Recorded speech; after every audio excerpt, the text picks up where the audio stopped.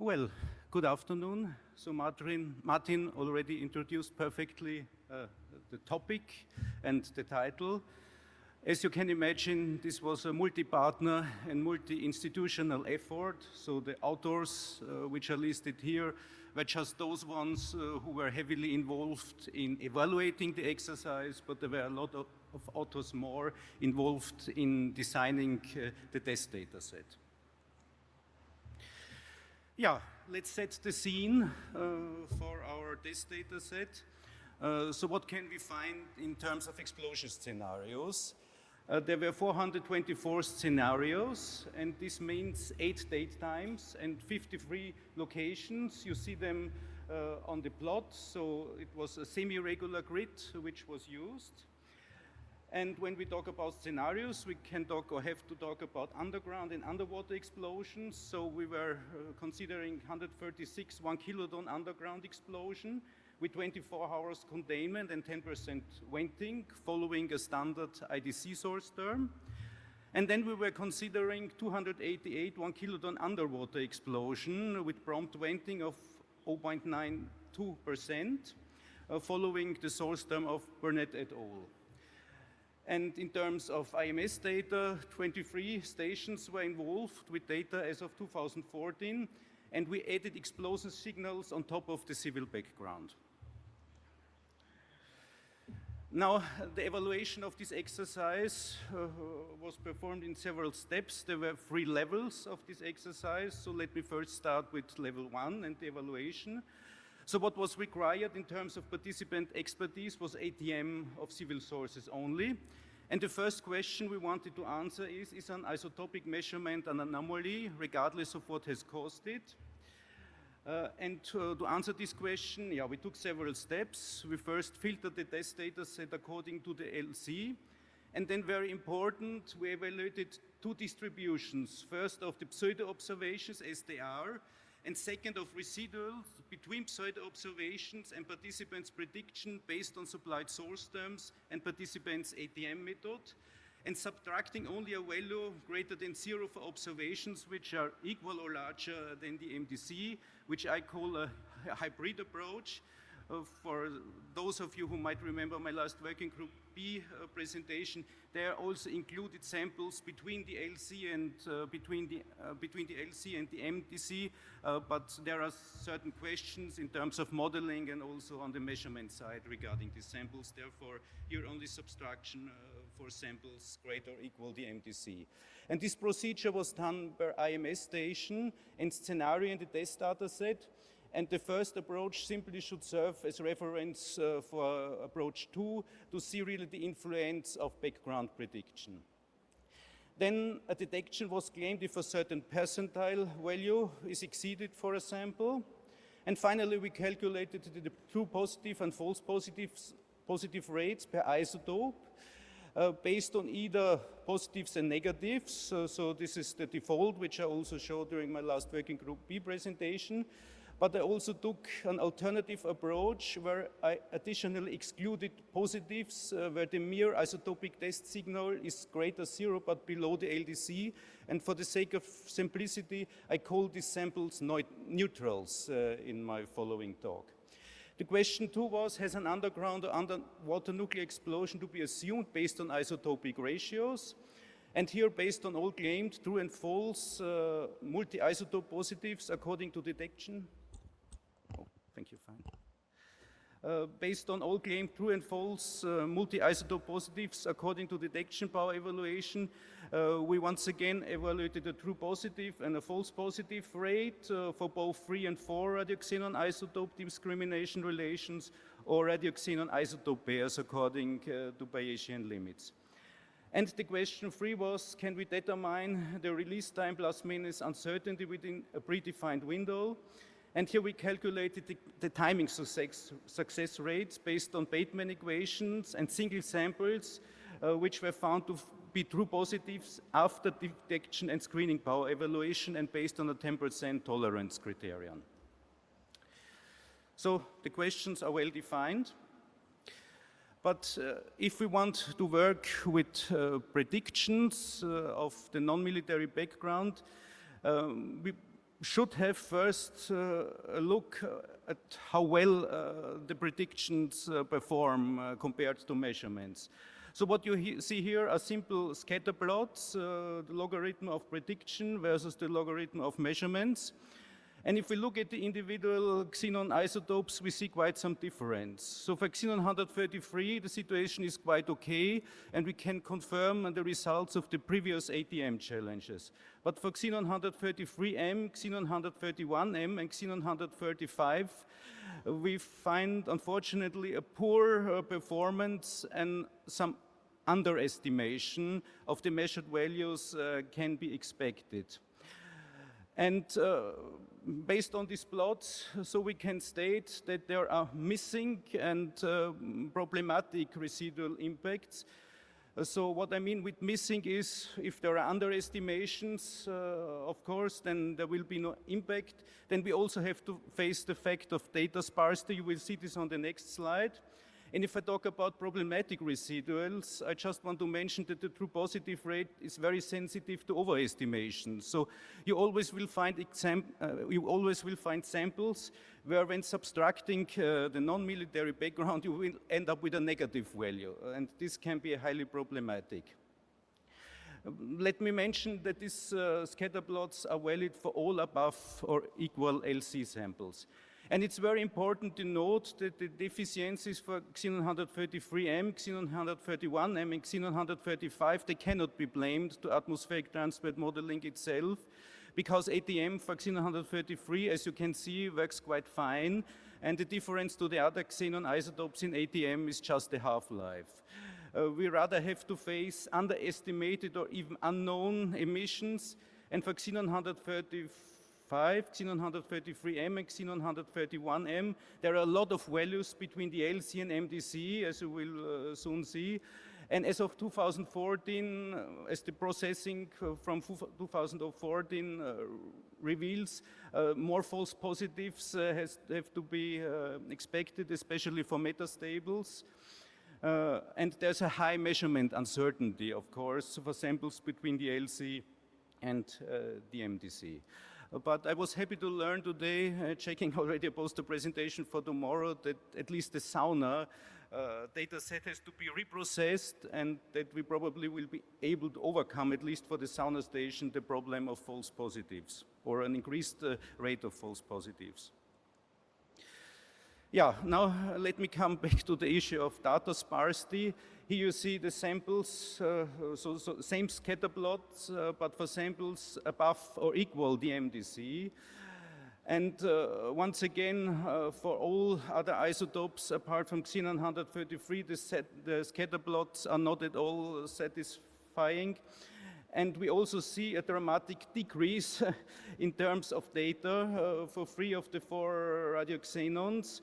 So for example, for xenon 135, so there's a decrease of 2 orders of magnitude in terms of data which is still left. Now, after these considerations, let me talk about detection power, which was one important evaluation criterion, and local performance of background. Here, once again, I consider samples greater or equal the MDC and xenon 133. So yeah, it's a bit maybe overwhelming, this plot, so let me try to explain it. So you see marked as stars, you see the 23 IMS stations involved, and the color coding is either according to the so-called Seibert skill score, or if not enough data is available, then I simply used the color gray for the stars. And what this Seibert skill score represents is simply a mixture of how well we can reproduce the pattern of the measurements, and another component is how well or how close do we get to the measurements in terms of a bias, and this then is combined, and the results of this skill score is reflected by the different colors. And then you see the so-called Youden index, or the Youden indices. And if you look at this plot, you once again will notice the different explosion locations. And the more greenish the circles are, the higher the detection power is for a certain test. And this Youden index is simply true positive rate minus false positive rate, and it ranges between -1, which would indicate a very bad test, and 1, which would indicate a very successful test. Now, if we switch the perspective and talk about the global performance over the 12 submissions of the exercise, so here it can be stated that the global median Youden index is 0.48 if we exclude these neutrals, these critical samples. On the other side, if we include them, yeah, unfortunately, the detection power collapses down to 0.13, so it's a factor of 4 difference. What we can see from the plot is that, this is not much a surprise, I guess. The best detectability is for Northern Hemisphere extratropics underground tests. This is related to the source term applied. There's low detectability in the Southern Hemisphere. However, we have to be aware that as of 2014, just 8 IMS noble gas systems were operating. And also detectability is low in the Northern Hemisphere tropics. And excluding or including neutrals, 72%, 50% respectively of the 424 tests, mainly underwater tests, produce no signal greater or equal to LC or greater than 0. So this is very important to state that for many tests we do not even get the chance to discriminate between between positives, or for many tests we do not even have at hand positives so that we could evaluate true positives. And for these tests I set the Youden index equal to -1. This is somehow a subjective choice. But I would motivate this based on the consideration that the bad test is equally unfortunate as having no signals on which we can work. And let me now finally quickly mention what is the prediction skill. So we find highest prediction skill scores for IM station USX75, CAC17, also interestingly for NOx49 and EOX09. And here clearly is reflected the dominance of a major emitters. So for the first 2 stations I mentioned in the US, a lot of you will know that CNLL was a dominant emitter in 2014. And for the Australian station, of course, ANSTO is a dominant emitter. So these are the 4 stations which really stand out in terms of predictability of background. Now let's switch from detection to screening and timing power, but let me start with an ideal world. So here you see the results when omitting the civil background, as was done in many other studies before. So these neutral samples I was talking about before, they do not exist in this case. And this was done as a sanity check for screening and timing. So what are the results for the underground tests? So the cases with only 2 isotopes above the LC are confined to ratios xenon 135 over xenon 133 and xenon 133M over xenon 133. And a problematic feature I already saw here right at the beginning was that no screening power can be stated. And there seems to be a problem with the standard IDC screening flags for these ratios given the delayed releases. So remember, the release was delayed by 1 day. Then the cases with only 3 isotopes above the LC are confined to ratios xenon 133M over xenon 133 versus xenon 133M over xenon 131M, and xenon 135 over xenon 133 versus xenon 133M over xenon 133. And here the good message is that the maximum attainable screening power is reached. The same is true for all 4 isotopes above the LC. And the subsequent timing success rate ranges between 0 for xenon 135 over xenon 133. Maybe the tolerance criterion was selected too strictly, because we find 80% for xenon 133 over xenon 131M, to 100% for xenon 133M over xenon 131M, and xenon 133M over xenon 133. What can we state about the underwater tests? So the cases with only 2 isotopes above the LC are confined to the very same ratios, but interestingly here we can reach the maximum attainable screening power. So this is a clear difference compared to the underground tests. The cases with only 3 isotopes above the LC are confined to the ratio xenon-135 over xenon-133 versus xenon-133M over xenon-133. Again, maximum attainable screening power is reached. There are no cases with alpha isotopes above the LC, and this is simply because there is no xenon-131M above the LC, and this is related to the very low source term for xenon-131M for a prompt release and the low venting rate. And the subsequent timing success rate ranges between 25% for xenon-135 over xenon-133 and 100%, I think, for xenon-133M over xenon-133. It's covered by the time display here. So, yeah, but now let's switch to a real world. And what you see here in these diagrams are 3 different kind of bars for different ratios. So what does these bars imply? The solid bar means applying default IDC screening procedures to data without any selection, so using the data as they are. Then the bar with the horizontal hatches means applying the default IDC screening procedures to data selected based on observation thresholding. And the tilted hatched bar means applying the default IDC screening procedures to data selected based on the hybrid observation residual thresholding. And this was done for 2 isotopes, 2 isotope pairs, and 3 and 4 isotopes. And what are the results? So once again, we encounter the problem of the problematic IDC screening flags indicated via red circles. So there is no screening power at all. We find, if you check the plot in the lower right corner, we find perfect for isotope screening skill, and this also applies if we include these problematic neutrals.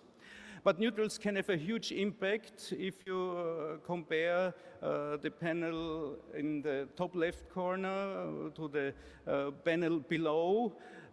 So there are 2 isotope pairs where we can excellently reject the negatives, but the Uden index decreases down to 0 if we include these neutrals. Now let's go to the underwater tests. And here we find an indication of skill for xenon-133M over xenon-133 isotope screening, and this is due to the prompt release, despite the lower release rates we are facing. And there's also an increased skill of residual thresholding for this ratio, as you see for the bars which have an increasing height. So these bars marked by a green circle. Once again, there's a huge impact of this so-called neutral, so there's a significant overall degradation. So only xenon-133M over xenon-133, so only for this ratio there's at least some skill, but also reduced compared to excluding the neutrals. Now let me come quickly back to the problem of screening thresholds. Here is a table which provides the evolvement of isotopic ratios over the course of days. And what we can state here, that for xenon-133M over xenon-131M and xenon-133 over xenon-131M, that the thresholds used by the IDC, so these are the values in the bottom line, they are targeted towards fresh and old test signals. But for xenon-133M over xenon-133 and xenon-135 over xenon-133, these thresholds are targeted toward fresh test signals, and this will not work for a delayed release.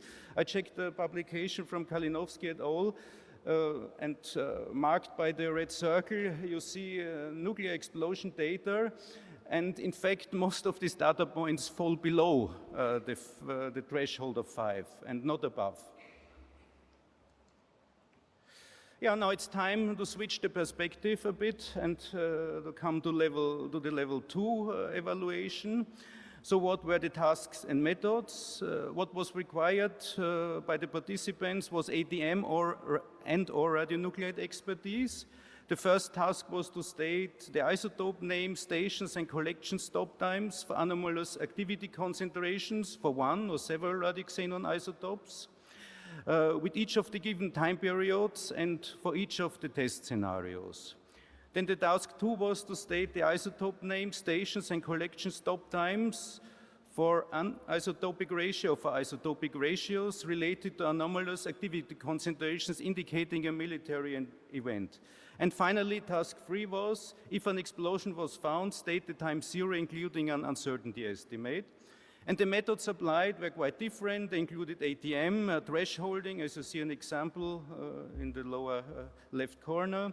Then, of course, machine learning was prominently used, so especially, or I think these were the 2 methods which are given here, so isolation forest and decision tree. Then ATM and others combined, Bayesian ridge regression, you also have an example below, and log normal distribution fitting. So what are the results? Yeah, interestingly, this is what I have not mentioned so far. So here at level 2, there were pretended scenarios included, so scenarios just with background. And in some, these were 103 tests, or pretended tests. Yeah. So these were not discarded by all but one participant. However, this participant discarded many actual explosions. For xenon 133 thresholding, the results are quite comparable to the level 1 percentile approach. For xenon 133M, xenon 131M, and xenon 135, using isotopic ratio information, be it in the frame of thresholding or machine learning, yields the best results. The clear difference between level 1 and level 2 detection power analysis is the false positive rate, which is mostly below 5% at level 2. However, a lower false positive rate comes at the cost of a lower true positive rate. And the disadvantage of level 1 compared to level 2 detection power analysis that you need an a priori definition of a percentile threshold in real life, but this may depend on the nuclear systems, and for this I will do subsequent investigations. So the number of isotopic ratios in the nuclear explosion domain stated compares quite well if no different approaches are taken. And the timing success for events, I have to admit, is rather poor. However, the source terms were not known by participants. Of course, this was an advantage for the scenario team. Yeah, then finally, level 3 evaluation. Here, higher level ATM and statistical expertise was required. So I just will cover the results now in my talk. So the source reconstruction using Bayesian approaches works quite well if the input samples can be identified. So this was really a challenge. The probable source regions are quite large for different reasons, example given network sparsity, and a lot depends on which samples can be selected for source term inversion. We had an interesting talk by Ian Hoffman yesterday also about this matter. Yeah, the release quantity for xenon 133 could also quite well be determined, and simple methods always can give you crude first expression. Crude first pictures. So now let me come to the conclusions. So adding nuclear explosion signals on top of the civil background creates a special kind of positives, these so-called neutrals, with huge impact on detection and screening power. So just think of samples where the contribution from the nuclear test is below the LC, the mere civil background is below the LC, but combined they're above LC, so you really have to consider this sample. Using ATM-based residuals alters detection power compared to direct pseudo-observation distribution analysis, depending on the average background and background prediction performance in relation to the nuclear source term. So the nuclear source term is really relevant.